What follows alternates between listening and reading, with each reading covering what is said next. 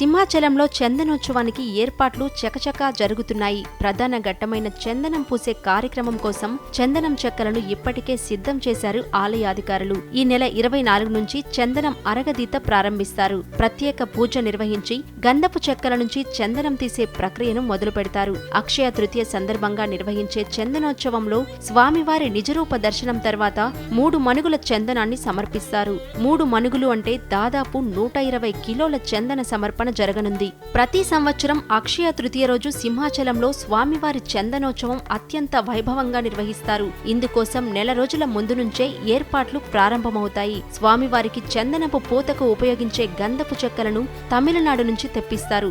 జాజిపోకల అనే మేలు రకం గంధాన్ని స్వామివారి కోసం వినియోగిస్తారు. చందనోత్సవానికి కొద్ది రోజుల ముందు ప్రత్యేక పూజలు చేసి గంధపు చెక్కల నుంచి గంధాన్ని తీసే ప్రక్రియను శాస్త్రోక్తంగా ప్రారంభిస్తారు. సుగంధ ద్రవ్యాలను కలిపి అరగదీసిన చందనాన్ని చందనోత్సవం కోసం సిద్ధం చేస్తారు.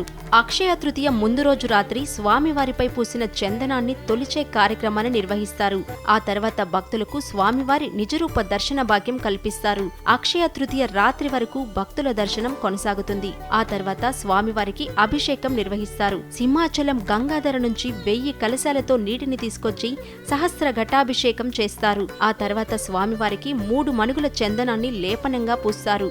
ఆ చందనం పూసిన తర్వాత స్వామివారు మళ్లీ నిజరూపం నుంచి నిత్య రూపంలోకి మారుతారు. ఈ చందనపు పూత క్రతువు ఏడాదికి 4 సార్లు జరుగుతుంది. అక్షయ తృతీయతో పాటు వైశాఖ పౌర్ణమి, జ్యేష్ఠ పౌర్ణమి, ఆషాఢ పౌర్ణమి రోజుల్లో 3 మణుగుల చొప్పున చందనాన్ని స్వామివారికి సమర్పిస్తారు. ఇలా చందనోత్సవాల సందర్భంగా స్వామివారి నుంచి తీసే దాదాపు 500 కిలోల గంధాన్ని అక్షయ తృతీయ రోజున భక్తులకు ప్రసాదంగా అందిస్తారు.